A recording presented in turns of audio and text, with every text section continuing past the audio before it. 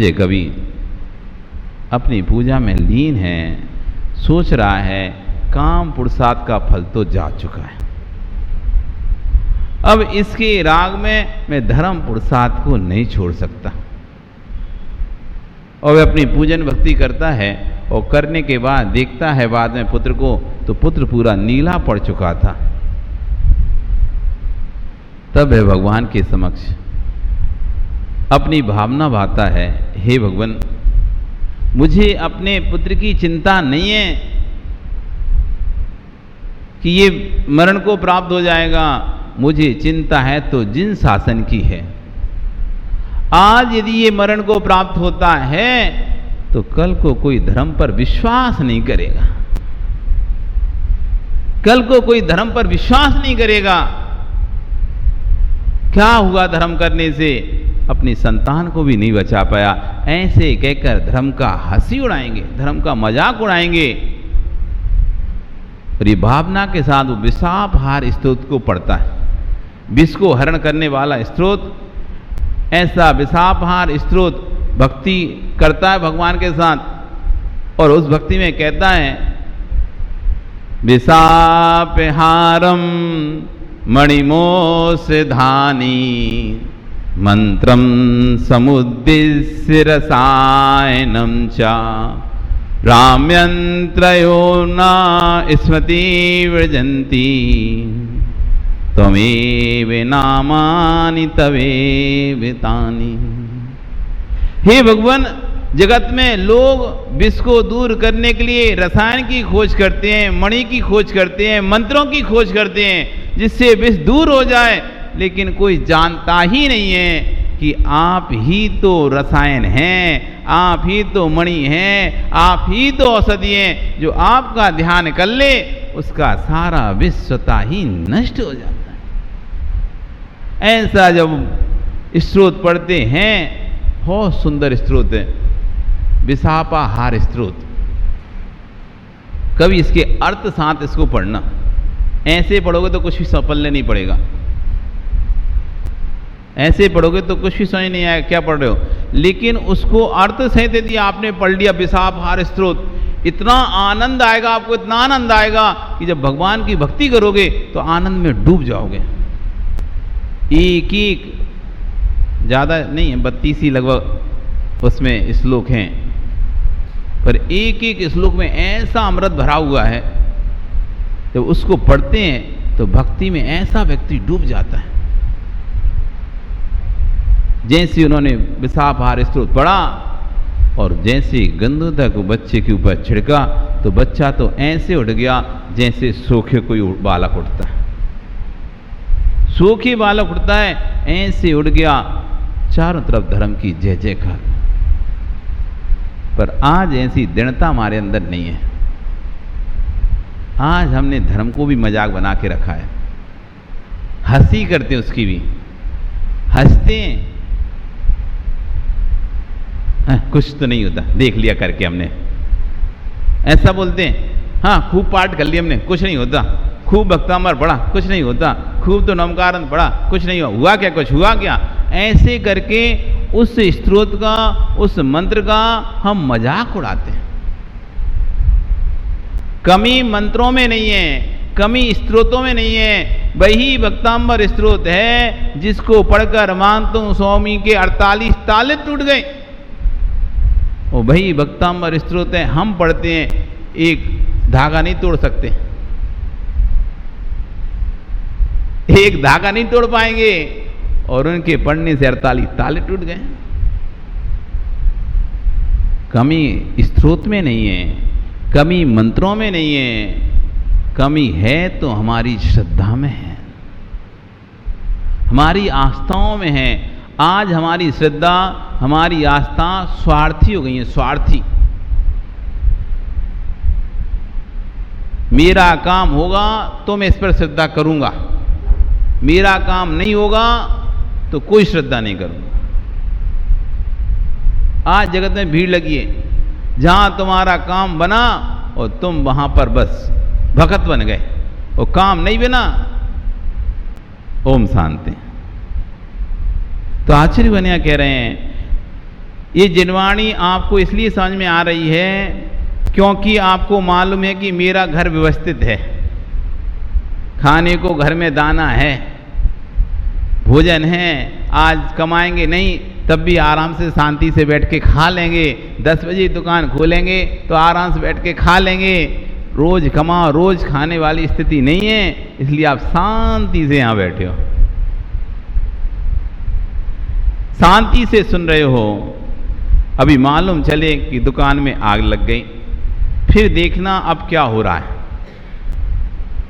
एक द्रव दूसरे द्रव को प्रभावित करता है कि नहीं करते हैं। जिसका उपादानहीन है उसकी आंखों से टप टप आंसू टपकेंगे, और जिसका उपादान पवित्र है वो कहेगा होता स्वयं जगत परिणाम। ये पहचान आपके भीतर की निज ध्रुव आत्मा की रक्षा करना है तो मोक्षु मन के पर्यटन का निरोध कर लीजिए। संसार के भ्रमण से निज आत्मा की रक्षा करना है तो मन के भ्रमण को बस कीजिए। जिसने मन को अपने बस में कर लिया उसने मोक्ष को अपने बस में कर लिया। संपूर्ण जैन दर्शन बस एक चीज को नियंत्रण करने में है। इंद्रियों को नियंत्रण मत करो। आदमी इंद्रियों को नियंत्रण में लगाए, आंख बंद कर ले, मैं देखूंगा नहीं किसी को, मैं देखूंगा नहीं किसी को तो मेरे परिणाम ही खराब नहीं होंगे, मैं देखूंगा नहीं तो खराब देखूंगा नहीं तो परिणाम खराब नहीं होंगे, मैं सुनूंगा नहीं तो मेरे परिणाम खराब नहीं होंगे। इंद्रियों को बस में मत करो। जो इंद्रियों को संचालित कर रहा है, जो इंद्रियों को संचालित कर रहा है, ऐसे मन को बस में कर लो। आपने मन को बस में कर लिया तो सामने शुभ चित्र क्या, अशुभ चित्र क्या, कैसा भी चित्र आ जाएगा, आपके भाव विकारी नहीं होंगे। और आंखों को बस में भी कर लो, आंखों को बंद भी कर लो और मन को बस में नहीं किया तो क्या अंधों की संतानें नहीं होती क्या? अंधे लोगों की संतानें नहीं होती क्या? होती है ना। आंखों के होने से मात्र विकार नहीं होता। राजेश बस में करना है तो मन को कर लो। ये मन ही तो बस में नहीं हो रहा। ये मन जिस दिन बस में हो जाए सो रसना इंद्री पर कंट्रोल हो जाए, ये मन बस में हो जाए तो घ्राण इंद्री पर कंट्रोल हो जाए, मन बस में हो जाए तो चक्षु इंद्री पर कंट्रोल हो जाए, मन बस में हो जाए तो कर्ण इंद्री पर नियंत्रण हो जाए, मन बस में हो जाए तो स्पर्शन इंद्री पर नियंत्रण हो जाए। जो भोग सामग्री आपके लिए उपलब्ध हैं वही भोग सामग्री मुराजों के लिए भी उपलब्ध है। जो वस्तु आप भोग करते हैं वही सामग्री उनके लिए भोग लिए उपलब्ध है, लेकिन उन्होंने अपने मन को नियंत्रित किया और उन भोग सामग्री को छोड़ दिया। और आप उसी मन को नियंत्रित नहीं कर पा रहे, इसलिए भोग सामग्री नहीं छोड़ पाए। आप भी जीवित रहते हैं और हम भी जीवित रहते हैं। आप भी जिंदा है कि नहीं है और हम भी जिंदा है कि नहीं? आप भी स्वस्थ हैं, हम भी स्वस्थ हैं कि नहीं है? आप स्वस्थ हैं, हम स्वस्थ हैं कि नहीं? हम भी स्वस्थ हैं, आप भी स्वस्थ हैं, आप भी जीवित हैं, हम भी जीवित हैं। हम नहीं खाते ना आलू, हम नहीं खाते प्याज, हम नहीं खाते लहसुन, क्या हमको कुछ बिगड़ा का मारा? हम कोई भी अभक्ष जमीकंद नहीं खाते तो क्या हम कमजोर हो गए, बीमार हो गए? नहीं हुए ना। हम रात में भोजन नहीं करते तो क्या हम बीमार हो गए? पर आप क्यों नहीं छोड़ पा रहे?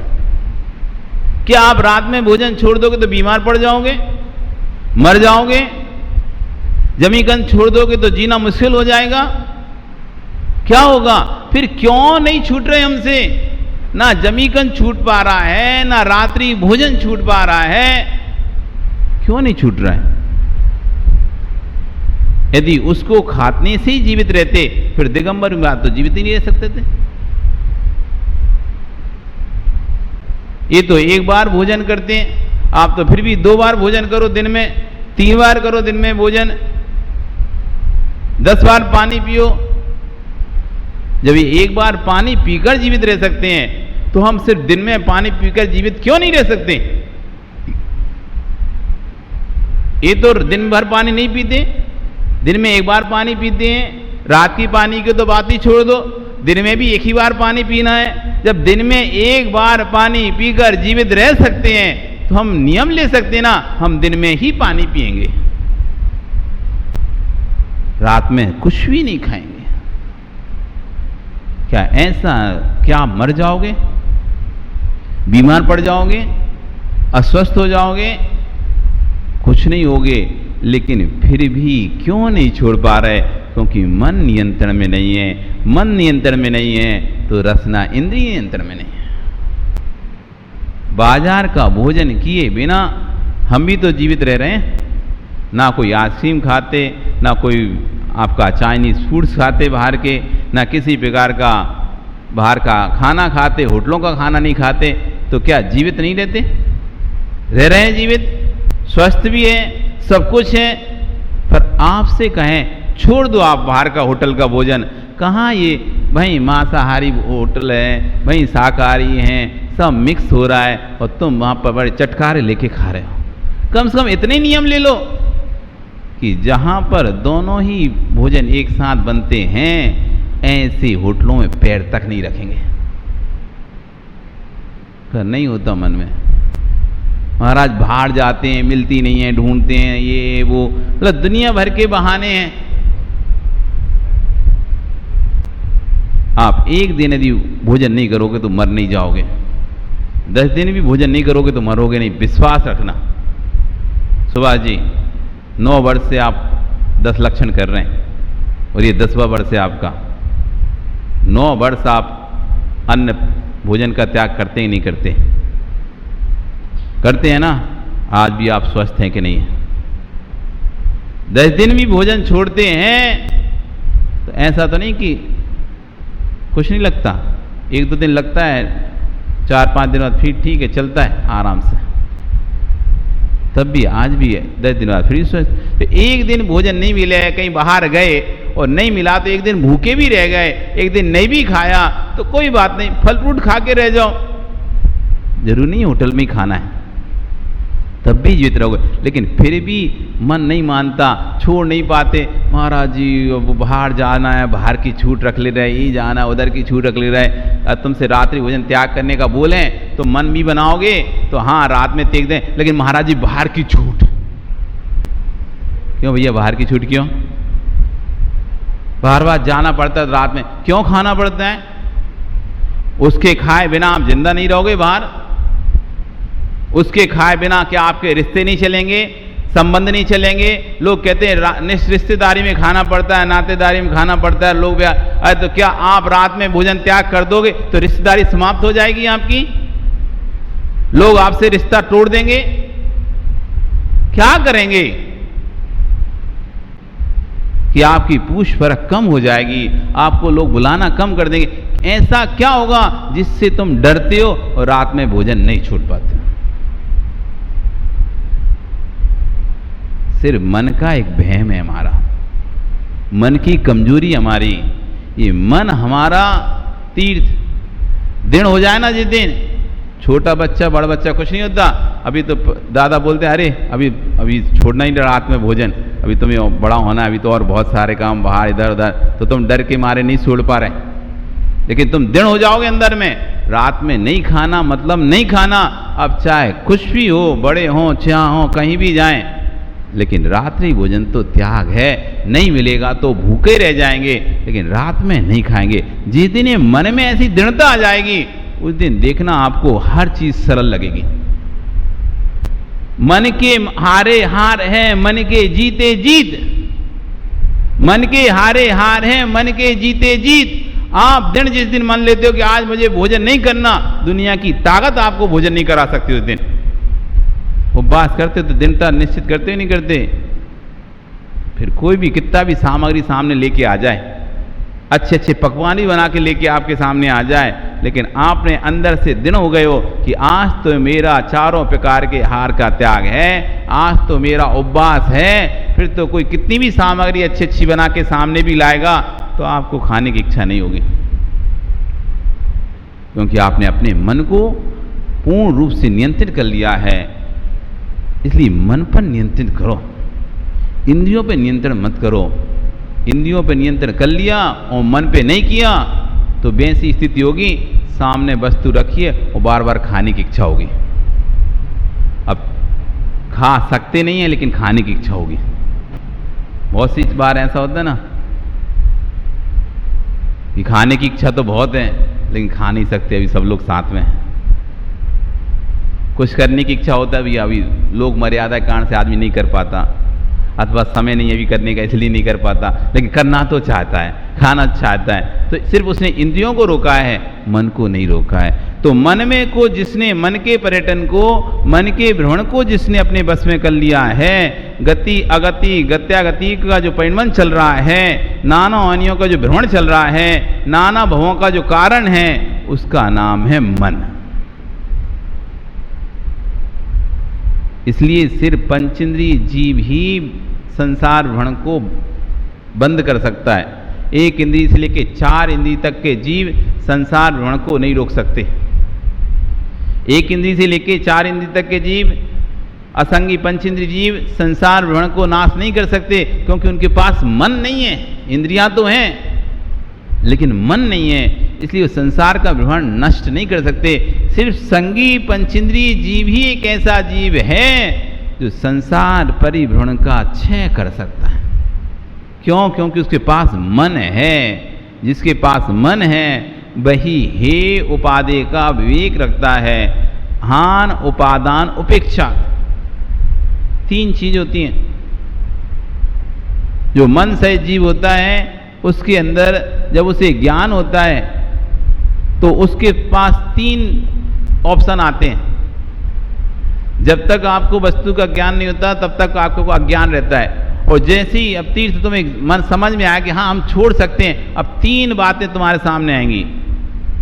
अब हमारी बात को सुनकर 3 विकल्प तुम्हारे अंदर उठेंगे, हान, उपादान, उपेक्षा। आपकी बात को मानूं या आपकी बात को नहीं मानूं।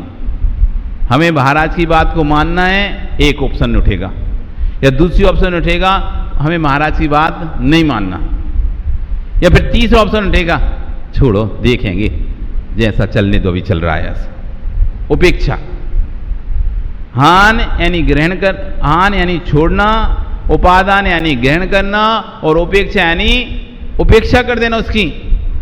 तो कोई भी व्यक्ति, जब हमको किसी व्यक्ति के बारे में पता चलता है, किसी वस्तु के बारे में पता चलता है, ज्ञान होता है उस व्यक्ति के बारे में, तो हमें लगता है कि इसको हम या तो बुला लें अथवा भगा दें अथवा न्यूट्रल रह जाएं। ये ज्ञान का फल है। हान, उपादान, उपेक्षा क्या है महेश जी? ग्रहण करना, छोड़ना अथवा उससे मध्यस्थ हो जाना। किसी व्यक्ति के बारे में आपने जैसे ही जाना, या तो आप उसको अपने पास बुला लोगे, नहीं तो अपने से भगा दोगे, नहीं तो मध्यस्थ हो जाओगे। और क्या होगा चौथा बताओ? पास बुलाओगे, भगा दोगे, नहीं तो क्या होगे? मध्यस्थ हो जाओगे। ये 3 ही फल हैं ज्ञान के। तो आप इतनी जिनवाणी सुन रहे, जिनवाणी सुनने के बाद जो ज्ञान हो रहा है आपको, उससे 3 फल आपके अंदर प्रकट होंगे, हान, उपादान, उपेक्षा। या तो आप रात्रि भोजन छोड़ दोगे अथवा नहीं छोड़ोगे। ठीक है, महाराजों का काम तो बोलने का है, वे तो बोलते रहते हैं। उपेक्षा, उनको क्या, खुद तो छोड़ दिए और सबको छुड़वाना चाहते हैं। बोली भगवान महावीर स्वामी की